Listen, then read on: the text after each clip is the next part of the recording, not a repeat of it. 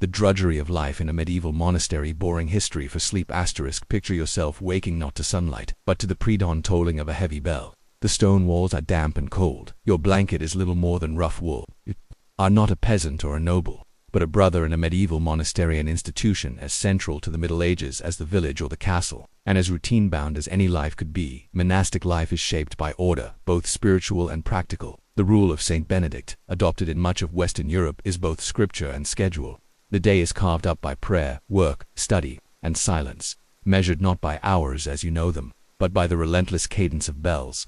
Matins, the first prayers, begin in darkness. You rise, join your fellow monks in the echoing chapel, and chant psalms by candlelight, your voices blending with the breath of incense in the cold air.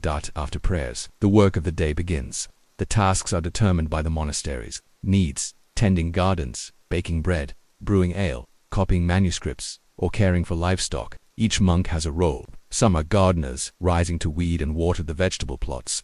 Others are scribes, hunched over desks, carefully copying lines of scripture or illuminating the first letter of a page with gold and blue.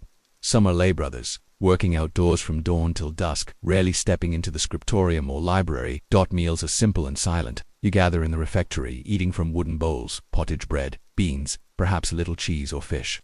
Talking is discouraged, sometimes forbidden. Instead, a monk reads aloud from scripture or the lives of saints, the words drifting through the hall as you eat and reflect. Meat is usually absent, reserved for special feast days or for the sick. Meals are occasions for humility, not indulgence.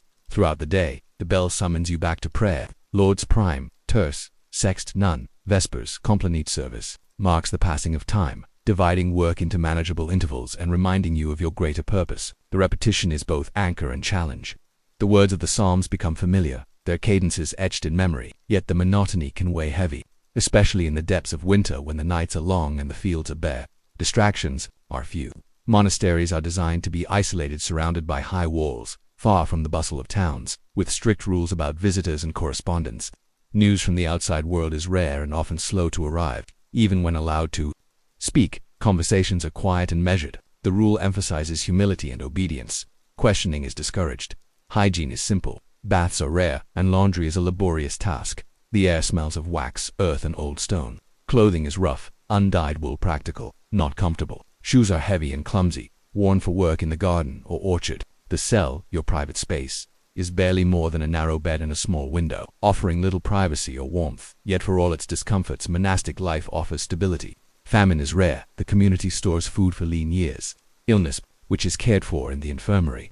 The scriptorium preserves knowledge that would otherwise be lost, and the gardens supply food for the body as well as the spirit. As the sun sets, you gather one last time in the chapel for compline, the final prayers of the day. The silence deepens, broken only by the crackle of the hearth or the creak of old wood. You return to your cell, mindful that in a few hours, the bell will ring again, and the cycle will resume. Yet what happens when monotony turns to unrest, or when the outside world intrudes? How do monks cope with change, dissent, or the temptations that lie beyond their walls? Even the thickest monastery walls cannot entirely shut out the rest of the world. Although daily life is marked by routine, by prayers, meals, and work, there are moments when the outside seeps in, or when the quiet order is threatened from within. Monks, though set apart, are still human, and monasteries are communities subject to the same strains as any other. Temptation is ever present, in ways large and small. Sometimes, it's the pull of the world beyond, memories of family, the taste of a feast, the laughter of a market, or the sight of fields at harvest. For younger brothers or those recently arrived, homesickness can weigh heavy. Some leave letters, requesting news of parents or siblings. Others sneak a few words to visiting travelers in the hope of word from home. These small breaches are seldom punished harshly, but persistent longing can become a source of disquiet, gnawing at the soul with every silent meal or lonely prayer. There are other temptations, to ambition, pride, or disobedience. A monk might covet the role of cellarer or librarian, quietly resenting the abbot's decisions. Disputes over tasks, sleeping quarters, or even the order of processions are whispered about in the cloisters. Sometimes, these disputes flare into open argument, drawing the attention of superiors. The rule prescribes humility and reconciliation, and public acts of penance are not uncommon. A monk who disrupts harmony may be sent to work alone, tasked with extra prayers, or given more menial duties, though the punishments are gentle compared to the outside world. The shame of failing one's community can be a heavy burden. Occasionally, larger challenges shake the peace. News from the outside of war, plague, or famine brings anxiety. Refugees may arrive at the gates, seeking food or shelter. Lords or bishops send messages, requesting aid or tribute. The monastery, meant to be a place of retreat, becomes a hub of crisis management. Monks are called upon to distribute alms, treat the sick, or negotiate with local officials. Each intrusion tests the community's commitment to both faith and order. Sometimes the threat comes not from people but from nature. Floods can wash away crops.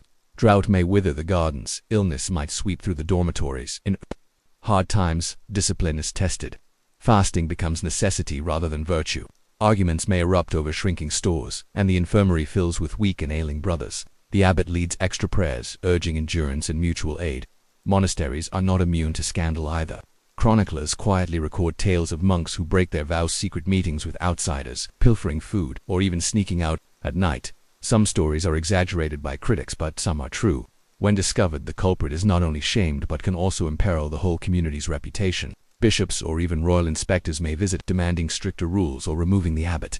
Yet most conflict and temptation are smaller, daily struggles. The challenge is not only resisting sin but also enduring boredom, maintaining patience, and living at peace with one's neighbors in close quarters. The familiar rhythms, bells, chants, shared silence become the tools of perseverance. Over time, the initial discomfort of monastic life gives way to a quiet acceptance. The monotony becomes, for some, a comfort. For others, a burden carried in hope of spiritual reward. For a few, the weight becomes too great. Some monks live legally, with the abbot's blessing, or in secret, risking censure. Others stay but carry their discontent in silence, finding what meaning they can in small duties, a single illuminated letter, or the blooming of beans in the garden. The monastery story is one of persistence, not perfection, but daily recommitment. But what becomes of a monastery when times change, when reformers, kings, or armies appear at the gates? How do these cloistered communities endure the tides of history or vanish in the face of outside power? Centuries pass, and the walls of the monastery, once new and bright, become weathered by rain and sun. The bells, so familiar in their daily summons, continue to mark the hours, yet the world beyond the cloister is changing. The monastery, a place of unbroken rhythm and order, must now weather not just the monotony and struggles of daily life, but the shifting currents of history itself. Sometimes change arrives quietly. Reform movements sweep through the church, calling monks back to stricter adherence to the rule. Abbots might be replaced, new customs enforced, and the daily routine made even more austere. The scribes in the scriptorium find themselves copying not only scripture, but new orders, new prayers, new rules.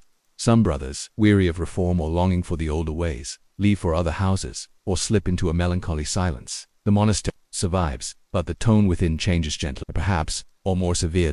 At other times, the outside world bursts in violently. In periods of war, monasteries may become refuges for villagers fleeing danger, or targets for armies in need of supplies. Soldiers pound at the gates, demanding grain, ale, or shelter.